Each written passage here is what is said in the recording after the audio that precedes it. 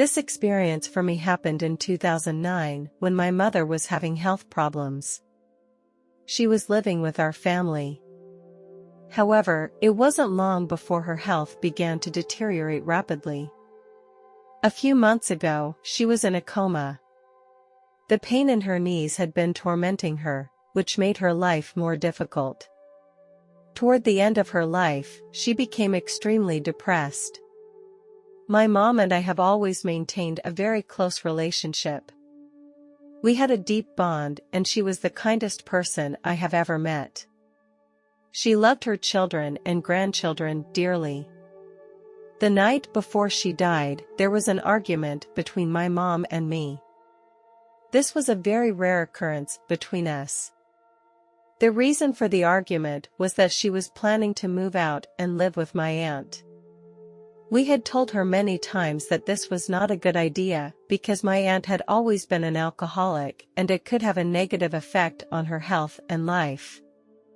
During that heated argument, I said some very hurtful things that I regretted afterwards.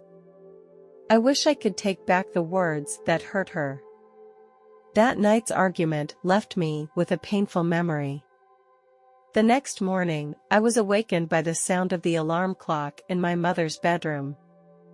Usually, she woke up with me when the kids were getting ready for school. I knocked on her bedroom door, but it was locked. Anxiety began to build up inside me as I realized that something might not be right. Eventually, I decided to open the bedroom door. As I entered the bedroom, I fell to my knees, and I was met with an unbelievable scene. My mother was lying quietly on the bed and her breathing had stopped. I don't know the exact time, but I could sense that she had died early in the morning or late at night, and that she had left us peacefully in her sleep. Her body was very cold, which made me even more convinced that she had passed away. I could not accept this reality. In her hand, she was still holding a cross, which seemed to be her comfort in her last moments. The scene shook me deeply. When I saw the sleeping pills on the table, I realized that my mother had committed suicide. I was shocked and confused. In Christianity, suicide is usually considered a serious offense, which can result in the permanent banishment of one's soul. I knew that my mother was a devout Christian, yet she had made this decision. At the funeral, the pastor recited a prayer, asking God for forgiveness and also praying for the salvation of my mother's soul. Christmas that year was a very sad time for us. During the holiday season, we had to deal with the loss of our mother. As time passed, I still could not fully accept the reality that she was gone. Sometimes I felt as if she was still in the house. Sometimes it is very strange to have my things suddenly disappear and then find them in another place. In life, my mother also had a habit of leaving things lying around. Over the next few months, I fell into a depression. One night, everything changed. I had just closed my eyes when I realized I was in a strange room. The sun was shining through the window, illuminating the room with warmth and brightness. I remember feeling an indescribable sense of peace and happiness. My first thought was to go to the window because the sunlight felt so warm on my skin. The place gave me a sense of relaxation that I hadn't felt in a long time. Through the glass, I see a peaceful garden. Flowers of all colors flutter in the breeze. There are brightly colored roses and elegant tulips, which open up piece by piece, giving off their fragrance. In the center of the garden, there was a small fountain, the water droplets glittering in the sunlight, emitting a diamond-like glow. In the distance, I saw a forest. A flock of birds flew through the air. As I stepped out of that room, day suddenly turned into night. The garden in front of me disappeared. I looked ahead and found a huge playground. The whole scene was filled with mesmerizing colors. These colors, which I had never seen in real life, could not be described by common colors. Those colors were so brilliant, so unique, as if they were from another world. There, I saw a huge and beautiful Ferris wheel, which kept spinning in the night sky. I turned my head to the right and was surprised to find my mother standing beside me. I was very surprised by her appearance. She looked exactly the same as she did when she was alive, without the slightest change in her features. Her eyes were filled with warmth. I asked her, "Mom, is it really you?" The moment I said this, her appearance suddenly changed. She changed back to the way she looked when she was in her 20s. She was wearing a gorgeous evening gown which glowed a deep blue color. The gown was embellished with shimmering silver sequins. She looked young and beautiful. She glowed with youth and vigor. She looked at me with a smile and then quickly ran away as if she had been set free. I rushed into the playground after her.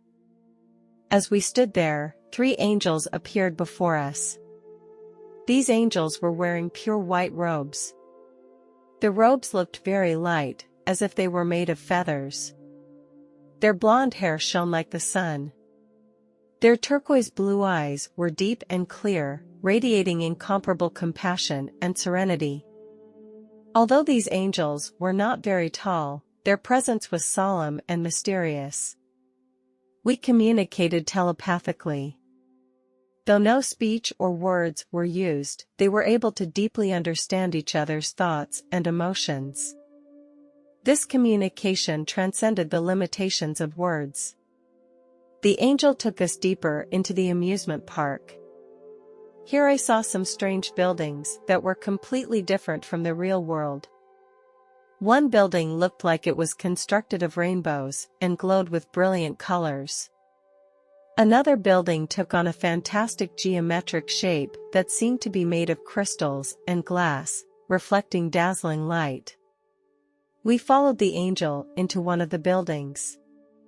The interior of the building was spacious and bright. The walls seemed to be made of crystal. In the center of the room was a huge crystal table with various rare gems that gave off a shimmering light. There was also a mirror inside the room. I approached the mysterious mirror, my eyes watching myself. This was no ordinary mirror, but a mysterious object with supernatural powers. In the mirror, I saw my past. On the couch in the living room, my mother always held me in her arms. At that time, she would often read fairy tales to me. I also saw us making crafts together.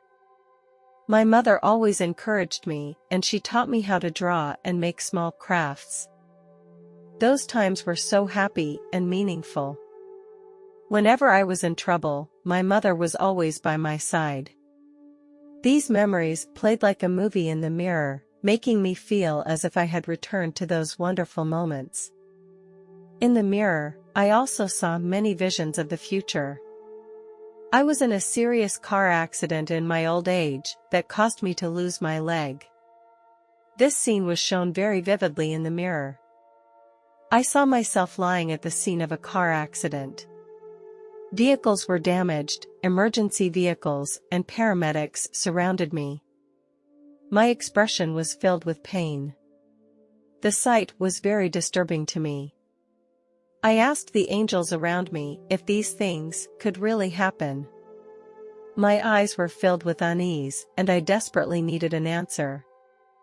The angel looked at me, and he responded telepathically to my question. Not necessarily, the angels told me, the future is full of uncertainty, and just because you see the scene in the mirror doesn't mean it will happen.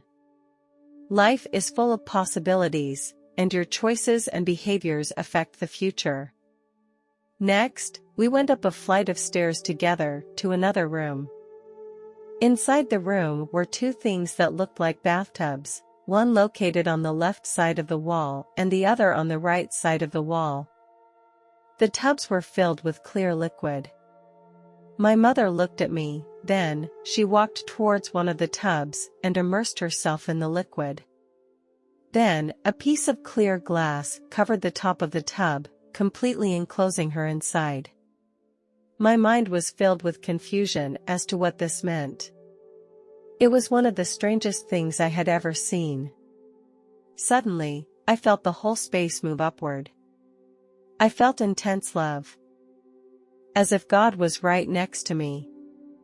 Even though I couldn't see him with my own eyes, I could feel his presence. I left that room and found a sidewalk wide enough for 4 people to walk side by side. I was surrounded by other people, but they didn't notice me. As I looked to my left, I saw majestic peaks and waterfalls. Below the peak was a beautiful valley filled with wildflowers. If you think the colors on Earth are gorgeous, you're wrong. The colors here are much more muted, some of which I've never even seen before, much less know how to describe them. As I continued walking on the sidewalk, I saw a garden on my right. It was filled with fruit trees. The gates were covered with vines. I was ready to check out the garden when, just then, a voice came from behind me who warned me not to enter the garden. Although I didn't see anyone, I knew he was God. If you ask me, how do you know it was God? All I can tell you is that when you were there, you won't doubt what I'm saying. The sheer joy of being there is irresistible. I felt like I was home. I made my heart's desire known to God that I longed to be reunited with my mother and wanted to be with her. However, God said to me, "No, it is not time for you to leave. You must stay on Earth and learn more." To this day, I still ponder what knowledge I need to learn. This question haunts me. Even though I don't understand the exact answer, I believe that time will give the answer. Then, the scene in front of me slowly began to become blurry. I kept falling through the air. Although I didn't feel any discomfort, I felt a little scared because I had no idea where I would be going. It seemed like I had been falling for a very long time, and eventually I landed in a place that looked like a market. I suddenly woke up from my dream. That dream was so real and shocking. I thought over and over again about everything that had happened. I felt that it was all God's arrangement. God had brought me to my mother to help her ascend to heaven. My mother needed my company and guidance to find her way to heaven. As skeptical as such an experience may be, for me, it was the truest thing I have ever experienced. Not only did this experience make me rethink the meaning of life and death, but it also touched my deepest emotions.